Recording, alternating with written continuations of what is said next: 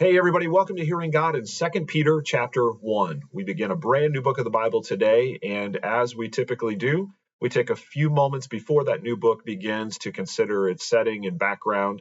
And this one's pretty easy because it's right on the heels of 1 Peter that we just completed. And so this is another circular letter written by the Apostle Peter to the same audience as 1 Peter. And if you recall that same audience, we go back to 1 Peter 1:1. Says, to those who are elect exiles of the dispersion in Pontus, Galatia, Cappadocia, Asia, and Bithynia. So what does that mean? Well, a couple different thoughts. One is that when the city of Rome burned in 64 AD, and the Roman Emperor Nero blamed Christians, there was a great persecution that ensued, and it dispersed or caused many Christians to scatter from Rome itself as a great persecution ensued. So that's one idea.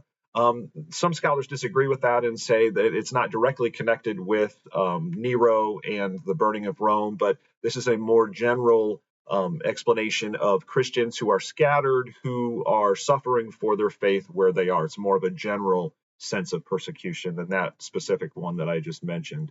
Either way, Peter is writing to believers who are suffering for their faith, largely in Asia Minor, or what we know today as Turkey.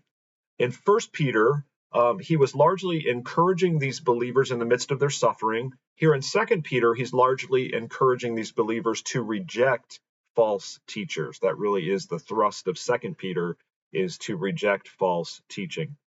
So my highlight for chapter 1 is verses 5 through 8, but there's a certain idea that I want to focus in on today.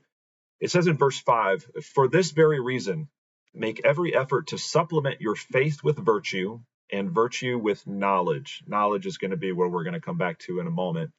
And knowledge with self-control, and self-control with steadfastness, and steadfastness with godliness, and godliness with brotherly affection, and brotherly affection with love. For if these qualities are yours and are increasing, they keep you from being ineffective or unfruitful in the knowledge of our Lord Jesus Christ. And so in a sense, in these verses, Peter is giving a recipe to the believers there to say, these are virtues or qualities that need to be present in your life. And they're like links in a chain. And all of the links are important because they hold the whole chain together. And so we could go into a lot of detail about those different links in the chain, but I want to focus on one of them today, which is knowledge. And I confess that sometimes here at First Baptist Church, it may appear that we minimize the importance of knowledge because we talk a lot about our desire to see transformation and not just information. The Pharisees in Jesus' day had lots of information, but they certainly lacked transformation. And so as we talk about discipleship here at First Baptist, we really do emphasize transformation and not just information. But I think sometimes we can go too far in that opposite direction. And here is a healthy balance. Peter says that knowledge is important. He says that it is right in the center of that chain, right in the link there, that it holds those things together. And therefore, we must be people who pursue godly knowledge through the scriptures, because without that knowledge of the scriptures, our faith and our belief and our practice will quickly go off the rails and go in wrong directions. So knowledge matters.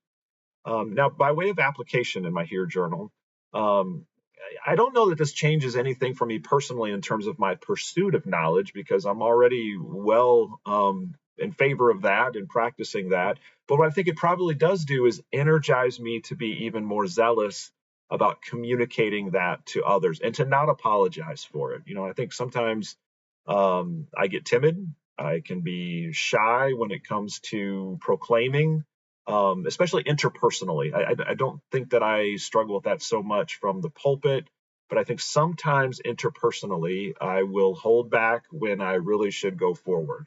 I really should be more bold, more zealous in proclaiming biblical truth, that which is godly knowledge. And if I am a loving person, if I truly love that other person, I'm not going to hold back. I'm going to do it in love. I'm going to do it with a gracious heart. But if I love the other person, I'm going to take the risk of their response and possible rejection or possible, whatever that looks like. But Peter here is going to really speak boldly about the importance of rejecting false teaching, false knowledge, false information. And so, as believers, likewise, we need to take that very seriously, especially in this day where relativism, pluralism, they seem to rule the day. Anything goes. You can believe whatever you want. There is no absolute truth. That's simply not true. And so, again, Second Peter 1 and the book in general brings us to that healthy counterbalance of saying, hey, knowledge matters. And so I want to encourage you today to pursue knowledge and to share knowledge and to do so in a loving and winsome way.